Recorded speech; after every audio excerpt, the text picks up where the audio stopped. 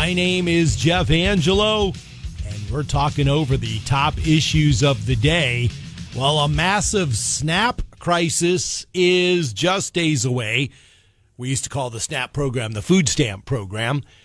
The Trump administration's confirmed it won't tap emergency funds to pay for new November food aid. And that means Iowans and a total of 42 million Americans could miss their benefits. And we've got Iowa Governor Kim Reynolds now reviewing a food insecurity plan. And she says she'll plan to check in with the food banks across Iowa. But you've got to feel they're going to be taxed beginning this Saturday, November 1st. Hey, in every crisis, is there a lesson to be learned? Well, my next guest says so. Sam Raus is a writer for Young Voices, and Sam is on the Davison Family Dentistry Newsmaker line. Sam, welcome to WHO Radio. Good morning. Good morning. Thank you so much for having me. So, Sam, it looks inevitable that this crisis is coming starting this Saturday, November 1st. And in any crisis, I always feel like there's something to be learned. Certainly, for example, we learned during COVID about chain of command and you know, where we get all of our items from, and we're learning that again in the trade war with China. Where's our stuff being made? Okay, we're about to have a SNAP crisis, Sam. What do you think we can learn from this? I think the biggest glaring lesson is for such an essential need like food, but for so many things, we cannot be so reliant upon the government. Government dependency puts us in a rather vulnerable situation when we see government is not exactly the most efficient, not exactly the most effective at doling out things that people need. And so the biggest takeaway should be that we need to empower people to have agency over their own needs, you know, being able to feed themselves, provide for themselves, but also that we need to strengthen up our philanthropic sector yet again, so that people could, if they're in times of need, if they're lower income and they need support, we can do that through community and through the very powerful effects of networks and business contributions and all that, not through government that's rather inefficient and ineffective. So, Sam, as government grows as a provider of things for people in need, does that necessarily weaken the safety nets that's out there in the private sector? Absolutely. I think we've seen over the past several decades that enlarging government, continuing to encroach government, not just into providing things, but in how we deem it responsible for things. I mean, so often you hear young people say, you know, healthcare is a human right. All these different things are human rights.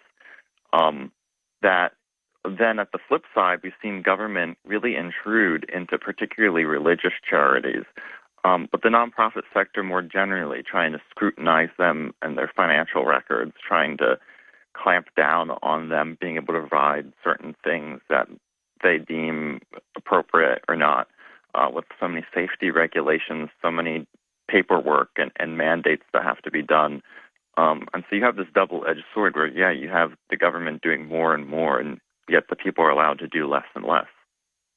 You're listening to Sam Raus of Young Voices on News Radio 1040 WHO. And Sam, Iowa's Representative Marinette Miller-Meeks, she's got a bill out there that would fund the SNAP program during the government shutdown, but the House is not meeting.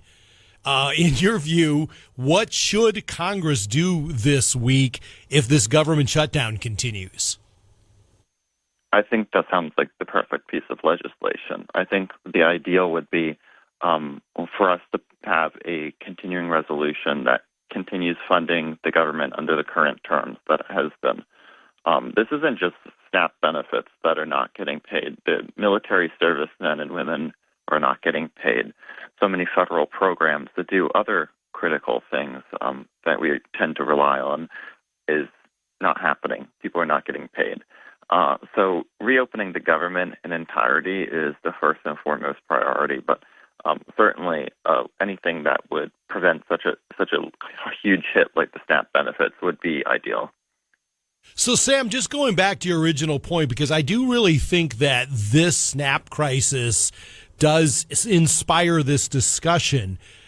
it really does give us a view of how dependent we are, even as a state government, on the federal government to provide a safety net. And do you believe that if government pulled back, that the churches, the nonprofits, these kind of organizations would be able to step up? I would say that there's probably some thought out there that there's no way that the private sector, the nonprofit folks, the churches can handle all of the poverty in this country, and that's why we have this massive government program. What do you think about that, Sam? I certainly think that there's balance to be struck, and SNAP has proven to be definitely one of the less expensive programs that we have in terms of our social safety net. I think ultimately, while it would be ideal for religious charities, the private sector, to be able to fill in the gap, the biggest way you can fill in the gap is actually to reduce the gap, and that is through employment, and that is through making more Americans prosperous and wealthy. And the way in which we do that is a whole host of different policies that create jobs and help people manage their finances and uplift them.